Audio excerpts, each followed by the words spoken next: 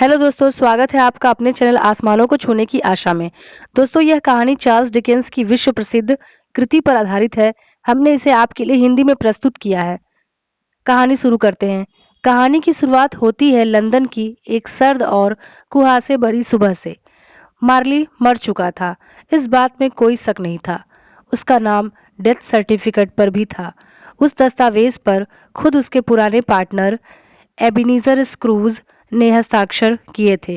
Screws और मार्ले दोनों ने सालों तक साथ में बिजनेस किया था, लेकिन अब मार्ले नहीं रहा और स्क्रूज अकेला रह गया था। और वह अकेला भी ऐसा कि शायद मौत भी उससे दूर रहना पसंद करती। एबेनेज़र स्क्रूज एक कठोर दिल वाला, ठंडे स्वभाव का बूढ़ा आदमी था। न किसी से प्यार करता, न किसी से प्यार पाना चाहता। उसकी आंखों में पैसा चमकता था, लेकिन दिल एक बर्फ से भी ठंडा पत्थर बन चुका था। वो बच्चों से नफरत करता था, गरीबों से चिढ़ता था, और सबसे ज्यादा उसे क्रिसमस से नफरत थी। एक दिन उसके ऑफिस में उसका भतीजा फ्रेड आया, मुस्कुराता हुआ, खुशियों से भरा। फ्रेड ने कहा, merry Christmas uncle Scrooge. Scrooge ने घूरते हुए कहा, बकवास, फिजूल की बात। मैरी क्रिसमस, इससे क्या फायदा? लोग खुद गरीब हैं, फिर भी खुशियां मनाते हैं। ये सब ढकोसला है।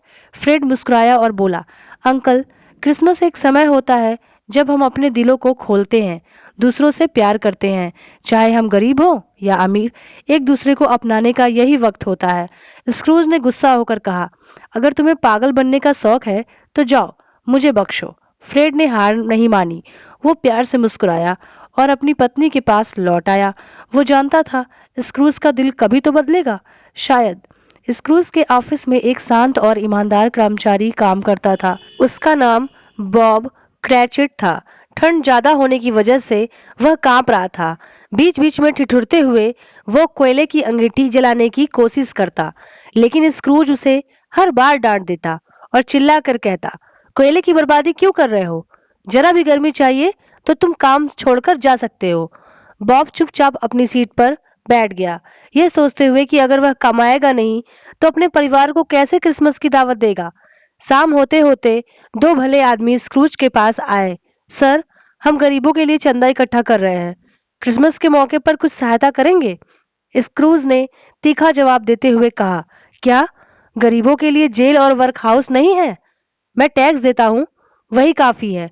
जाइए, मुझे बख्शिए। शाम के समय स्क्रूज अपने घर लौटा। स्क्रूज का घर काफी पुराना, खंडहर जैसा बन चुका था। उसके पास न दोस्त थे, न परिवार, सिर्फ एक पुरानी घड़ी, बुझे हुए कोयले और दीवारों में गूंजती हुई आवाजें। लेकिन उस रात कुछ अलग था।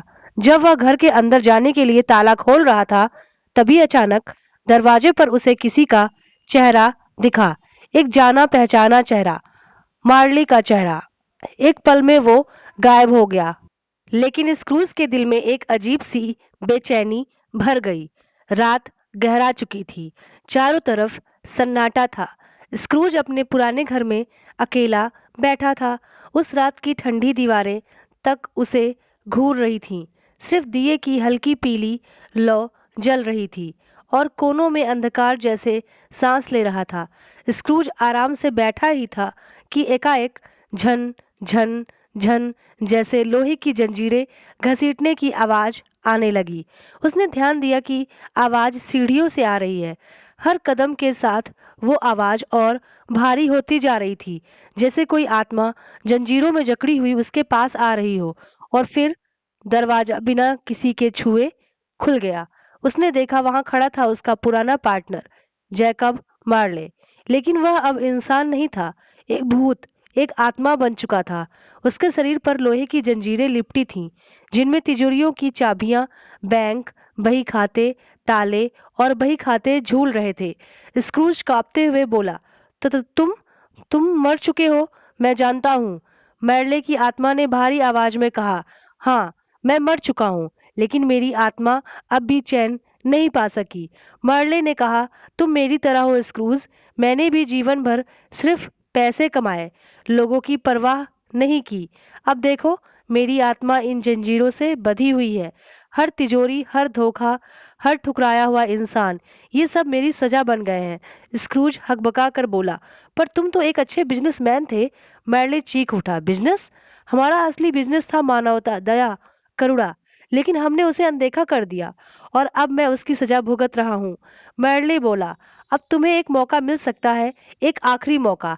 आज रात तुम्हारे पास 3 आत्माएं आएंगी, हर एक तुम्हारी जिंदगी का एक हिस्सा दिखाएगी। अगर तुमने अब भी कुछ नहीं सीखा स्क्रूज, तो तुम्हारा अंत मुझसे भी भयावह होगा। स्क्रूज कांपते हुए पूछा, क्या मुझे सब आत्माओं से मिलना जरूरी है? मैरले ने कहा, हाँ, पहली आत्मा आज रात 1 बजे, दूसरी कल 1 बजे और तीसरी आत्मा उसके अगले दिन आएगी। तैयार रहो स्क्रूज, तुम्हारा भाग्य अब तुम्हारे हाथ में है। और फिर मार्ले की आत्मा धीरे धीरे पीछे हटने लगी। जंजीरों की आवाज अंधेरे में समा गई और कमरे में फिर वही पुरानी सर्द चुप्पी लौट आई। स्क्रूज जागता रहा, न नींद आई न चैन। वो इंतजार करता रहा पहली आत्मा के आगमन का। क्या वो डर से बदलेगा या फिर वही कठोर दिल बना रहेगा? अब आगे की कहानी पार्ट 2 में सुनेंगे। पास्ट की आत्मा स्क्रूज को ले जाएगी उसके बचपन में, जब वो भी हंसता था, रोता था और प्यार करता था। दोस्तों, चैनल को सब्सक्राइब करना ना भूलें। धन्यवाद।